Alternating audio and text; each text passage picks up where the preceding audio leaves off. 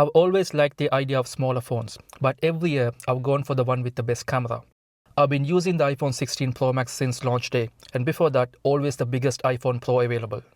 When the 12 and the 13 mini came out, I thought they were a brilliant bit of engineering, but I still went for the Pro Max iPhones those years too.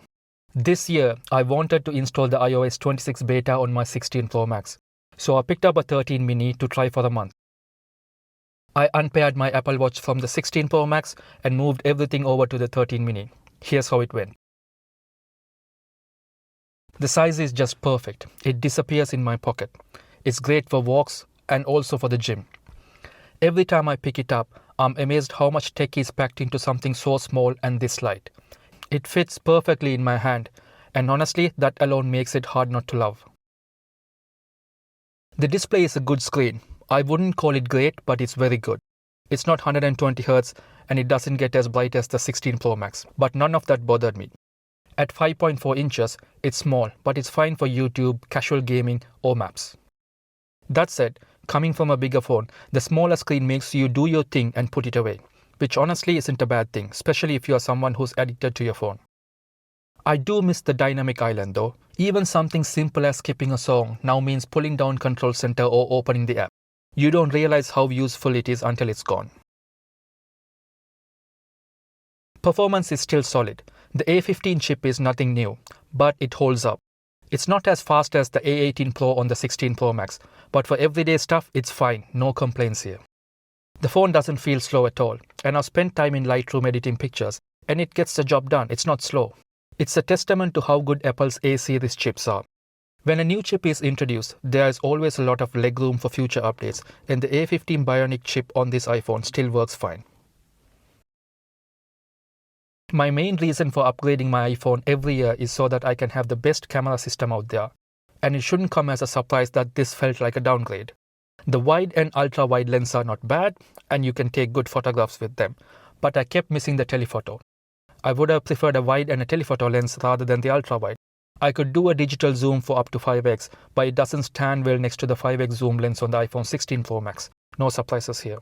If you are not into photography, but just want to have a good enough camera with you all the time, the camera on the 13 mini is more than adequate. It does the job, just not when you consider yourself to be a photographer. That said, video is impressive. I've shot B-roll for this channel on it, and you probably wouldn't even notice that it came from the 13 mini. Apple has been really great with video for quite a while now. I also missed the camera control from the 16 Pro Max. Clicking on the side of the 13 mini and remembering it's not there was kind of frustrating. I had to force myself to access the camera from the lock screen. Just like the dynamic island, it's a small thing you start to miss only when it's taken away from you. Most people said that when the camera control was introduced that it was a gimmick. It definitely is not a gimmick for me now that it is taken away from me. I, like most other people, would love for a mini-sized iPhone with a triple camera system. It doesn't need to have a 5x lens like on the iPhone 16 and 15 Pro Max. Any telephoto would do. But the point I'm going to talk about next might have a say about why Apple can't and won't do a mini with a Pro camera system. And that's assuming Apple still wants to make a mini-sized phone at all. The battery life is bad, like really bad. It has a 2406 mAh battery. And mine came with 90% battery health. Because, I bought a used iPhone. Coming from the best battery iPhone out there, which is the 16 Pro Max, this was painful. And I don't think having a fresh battery or the new battery would have made much of a difference. Standby time is okay.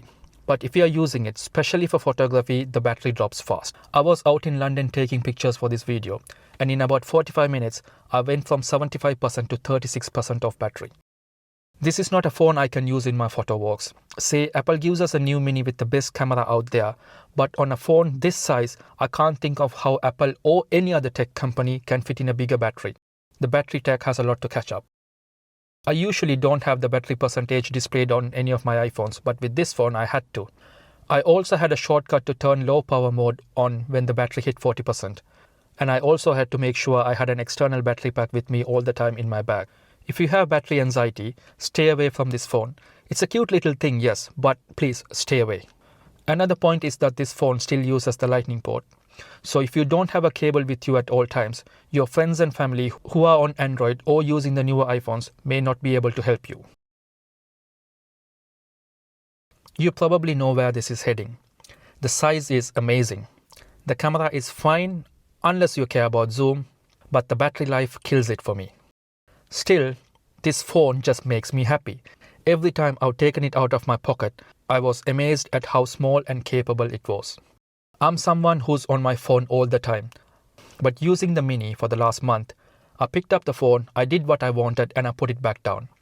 If anything, it helped me use my phone less, and that's kind of nice. The smaller screen and the limited battery life meant that I did not just want to keep using my phone for the sake of it. If you are someone who's addicted to your phone and wants to be a digital minimalist, this phone can do wonders to your productivity. But as someone who cares about photography and needs battery that lasts all day, the Mini sadly just doesn't cut it. I thought I'll use both the Pro phone and this Mini. So this Mini can come with me to the gym and cinema and stuff like that, where I just need a device to get in touch with people and use the internet, but I don't need to do much with it. But with the Apple Watch syncing to only one iPhone and having to deal with multiple SIMs and call forwarding and all that, I'm just gonna switch back to the 16 Pro Max. It feels massive now, but this whole thing has convinced me I'm done with Pro Max phones. This September, I'm probably gonna go for the smaller, the normal sized Pro phone. Thanks for watching. I'll see you in the next video. If you did like this video, please consider subscribing or sharing with your friends and family. Thank you so much.